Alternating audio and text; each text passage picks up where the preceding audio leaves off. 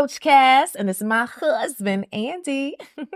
Now, one question that we always get asked is, how did you guys meet? How did we meet? We get that question all the time. All the time. And most time when we get asked that question, I sort of fade back because I know you love telling the story, yes, right? I do. But you know I'm going to fact check you, right? Anyways, so picture this. There was 15,000 people in an auditorium in Anaheim, California, and there was this glow around me.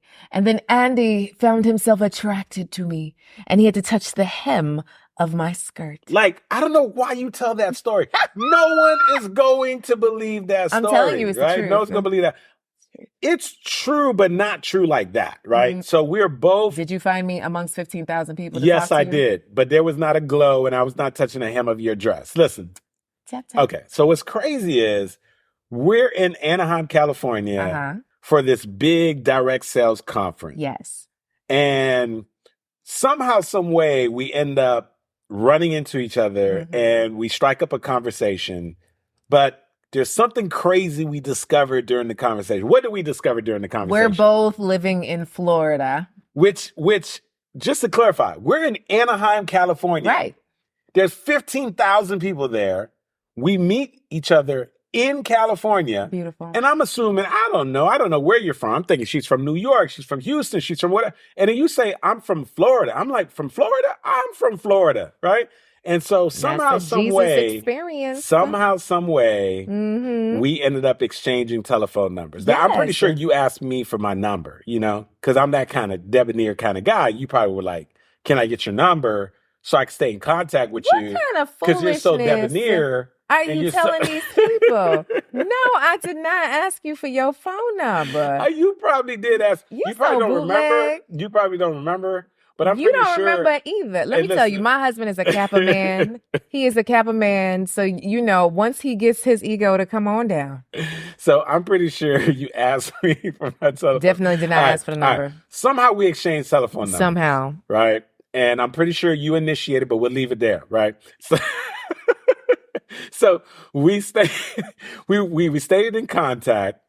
And then I remember saying, hey, look, you know, I'd love to swing by and come visit, right? And at that time, I was living in Plantation, Florida. And where were you living? Kendall. In Kendall, Florida. Yeah. So we end up making arrangements. Daytime, we're going to do a daytime visit. I was going to come by, say hi. You know, I don't know if we were going to go grab coffee. I don't know what we were going to do, right? But here's what I remember. I get into the car. And as I'm driving, and I'm listening to music, I'm enjoying myself. I'm like, man, this drive is starting to feel a little long. And I start paying attention. I'm like, wait a second. I've been in this car for like 40 minutes. And then I'm like, now I'm really paying attention. I'm like, I've been in this car for 50 minutes. Then when I passed the hour mark, I was like, oh, no. This ain't gonna happen. This is not going to work. So I don't know if you remember this, but do you remember what I said when I got to your house? You said, I'm not coming back. You were like, just so you know, I'm not coming back. I was like, I'm not coming back. And it wasn't because I didn't think you were amazing and beautiful. I just was like, this girl lives pretty far. Like, right. In Florida, let's just let the people know, in Florida, if you live over 15 minutes away, it's considered another country. That's just the culture maybe of South Florida. Grace is like 30 minutes. But when you start getting to like someone is an hour away, that's a real commitment. That's a serious commitment. And so I remember I was like, I'm not coming back here no more. But it's okay because you were in an on and off relationship. So I wasn't trying to go down that road. No. So now you just go put all my business out there. I'm just saying. Yes, I was in a relationship. On and off. And that relationship had its breakup moments and its back on moments. So guess what I was trying not to do? Get in the middle of all of that. You were not trying to be in between all of that, right?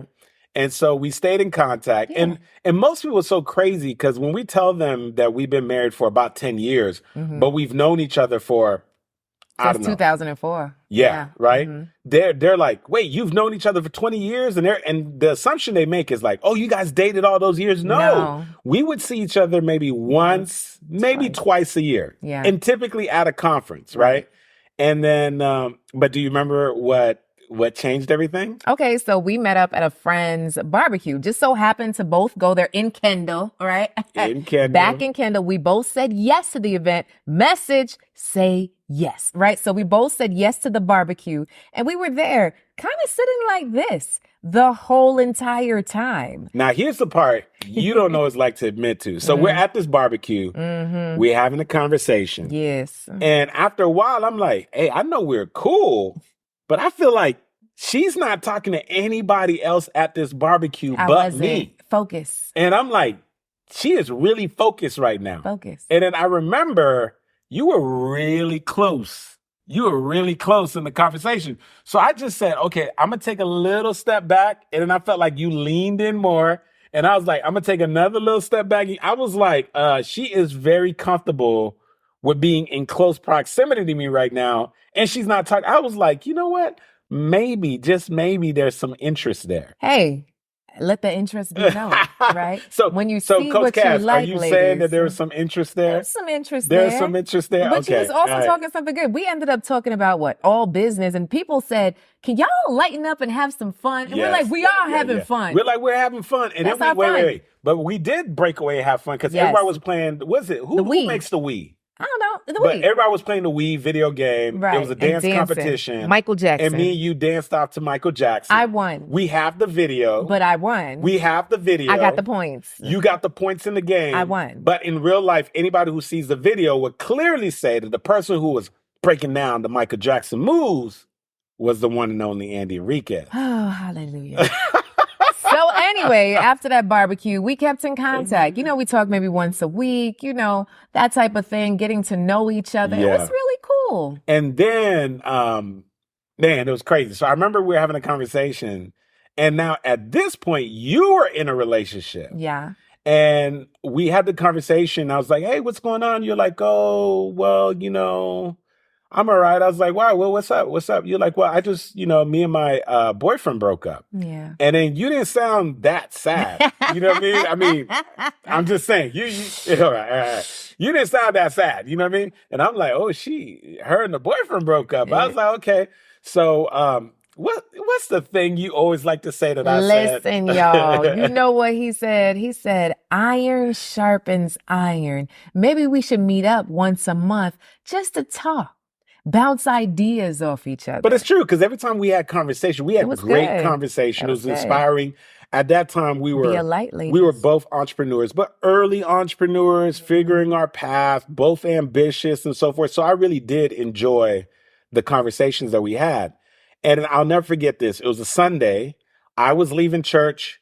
You were leaving church. Our own separate churches. Both separate churches. Yeah. We ended up talking on the phone. And I was like, yeah, we should get together sometime or whatever. And then what was the line you hit me with? Well, you said get together to eat. That's I was like, we should get together to eat. And what'd you say? I'm hungry now. I was like, excuse me? What'd you say? What'd you say? I'm hungry now. I was like, whoa, wait a second. Excuse me? Like, you're hungry right now. You got to eat, right? You're like, you got to eat, right? Yeah. So I was like, you want to meet right now? Right now. You were like, yes, let's meet right now. So we made a decision to go ahead and grab something to eat. I remember the restaurant. Do you remember the restaurant? It was close to my house. Kiko's. Yes, a sushi and Thai restaurant. So we met up at Kiko's. Mm-hmm. It was early afternoon because we had just gotten out of church. We were probably there by like 1 o'clock, 2 o'clock, the latest. Nah, I think it was like 4 or 5. 4 or 5? Yeah, because you had to get it together. You know, I had to convince you. You had to go home. No. I wouldn't say we got there about 2 o'clock. Now, what was crazy is that we were there so long. 10 o'clock. That what happened? The restaurant shut down. They were shutting the restaurant down, right? Uh-huh. And we were there so long, which is to my point, how long we were there. Because as soon as we walked out the restaurant, what's the first thing you said to me? It's dark outside? No, you said, I'm hungry. Oh. I was like, I was just in the restaurant with this lady for hours. Yeah. Mm-hmm. For hours. And then the thing you say the moment we walk out is, I'm hungry. Wait, before I said that, I said, you know what? My dad said I need to put oil in my car. That's right. And then you said, let's go now to Walmart to get you some oil. Now, why was that so important? Acts I said, let's go now. Service is my love language, sir. My heart went pitter patter. Oh my goodness, Hey, so to the guys, apparently, if you say now and do something now, it gives you a competitive advantage or something? Listen, now is a love language because how many times do we hear the word later? Okay. Yeah. Yes. So we went to Walmart and we competed with the hula we went hoop to Walmart competition. to get what? Oil for your car. Oil for the car. And while we were going to get the oil, yes, we found walked this down aisle with hula hoops. And the aisle had hula hoops. Yeah. And I don't know whose idea it was, but I was like, you want to throw down on these hula hoops? Yes. So we are what Walmart or something? Walmart. Putting out hula hoop. I'm like, oh, hula hoop. Now who won that? You did. You did. Who won? You did. Look at the camera and say who won. He won. Oh yeah. Come on, baby. I won that hula hoop competition hands down. I beat you then, I'll beat you today. I'm just saying. Thank you. I'm sorry. Thank you so much. I'm just saying. Pray for him. I'm not competitive at all. I'm not competitive at all. I'm sorry. Lies. Let me step away from the lightning that will strike. Anyway, so we got the oil back in the car. And what was really cool is you say, hold on a second. And then you went to go check on a guy that looked like he was homeless living out of his car. I was just like, oh, he's a good Samaritan. I remember that. There was a guy. Because what was weird is I saw him there before we left. And then when I got back, I saw him there. And you could tell something wasn't right. Something wasn't right. Yeah. You know what I mean? So I just wanted to check in on him. And then what's so crazy and he really is that guy. You know what's so crazy is then when and then you were like, no, I'm not playing. I'm hungry. Yeah. I was real hungry. You're like, I'm not playing. I'm hungry. Yeah. And then do you remember where we went after that? IHOP. IHOP. Yeah. Yes. All right, girl. I see you. So we went to IHOP. And we ordered the same thing, right? Same thing. We both ordered like eggs, pancakes, I think breakfast. 3x3 or the triple something. Something, right? Yeah. One of those, right? So we're having breakfast, which neither one of us ate our whole breakfast. Could have just shared one. We could have shared. But then we stayed at IHOP for a couple hours. Yeah, we did. Our first date, if you want to call it that, because I was like, no, we're not dating. We're just meeting up as friends. Right? But that first date was like a marathon date. Like we were together for hours. Yeah. And you know what's so crazy? What? All of our dates following that were at a minimum 6 to 7 hours. I know that sounds crazy, but 6 to 7 hours. But they were all outside and we were getting to know each other, right? Yeah. Which is a lost art in today. Today is usually like, let's sit down at dinner, people sleep together, they're in a relationship, and then what is that, right? You remember some of the stuff we did on those dates? We took the time to get to know each other. We went to Dunkin' Donuts, we went walking on the beach. We went to an art show. We went to the art show in I remember that because that guy was like, she's so beautiful and so forth. I was like, dude, relax, calm down. You remember that? You talking about, man, I'm talking about Las Olas. We was at our show. The guy was like, oh, she's so beautiful. She's so beautiful. I was like, dude, yes, she's beautiful. Chill. I was like, we got to leave this tent. Oh, this dude. snap. So we did some art shows, went out to dinner, but we would normally like start one place, go someplace else, go someplace else. Yeah. 6, 7 hours later. And we were doing the on the phone late night thing. And you were always on time. Oh, okay. Yeah. I appreciated that. Okay. All right. And you never canceled a date. Okay. Mm-hmm. Well, somebody said that, here's what they say. Early is on time is late, and late is unacceptable. Right. And so I was not trying to be late. Well, you were always acceptable to me. All right, baby girl. So what's so crazy is though, what do you think was the shift though for us?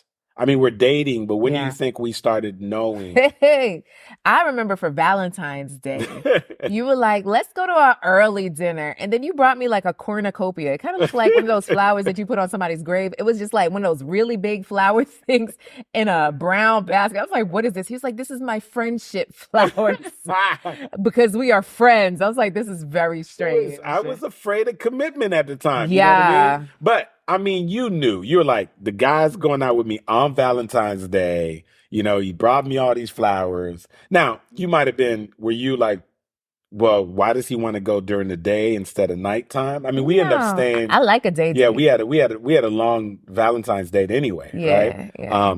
Yeah, so that's so you crazy. You were very strong on that. These are friendship flowers. Yeah. I was like trying to be clear. I don't even think we had kissed yet. No, we hadn't. You took a really long time for that. Yeah, I sure did. I sure did. Yeah. Yeah. You're like, what's up with this dude? Yeah. Why hasn't he given me a kiss yet? Exactly. What was that? Right?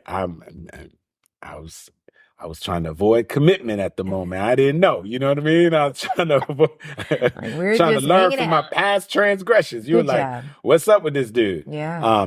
But what's so crazy is over time, we both had the same internal prayer. Yeah. And the internal prayer that we had was sort of like, hey, if this is not the one, then just take her, take him out. take her, end this. And if she is the one, make this seamless, make it happen. And what's so crazy is we find out later that we were both literally praying the same prayer. Yes. And I never felt any kind of like discomfort or anything. And I just felt this peace. Yeah. And I was like, she's the one. She's the one. She's the one. She's the one. What was the exact moment that you knew I was the one? Because that's a question a lot of people ask. Oh, man, they asked. I don't know if I could say the exact moment. I think it was just like this moment of just having peace because I've been praying that prayer for a while and realizing. So it wasn't who I was. I'll tell you this. How I showed up. I'll tell you the other thing is I can tell you the moment that I know I was done. Was when I say I was done, like this is my wife, was that for the first time in my life ever, I was actually like investigating rings and looking into rings. Right. Mm-hmm. And so I was like, dude, you are looking at wedding rings. Like you're going to propose, So the next episode, we'll talk about the proposal. We'll talk about how the magic all went down. And maybe we'll even talk about our destination wedding. But, I'm just curious. I'm just curious for the married couples who are listening in. Like, if you could drop down in the comments, like, what's your love story? Like, how did you meet your spouse? Tell us down in the comments. How did you meet us? And so it is, Coach Kaz.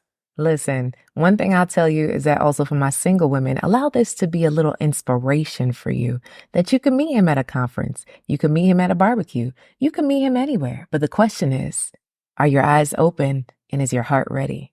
Dun, dun, dun.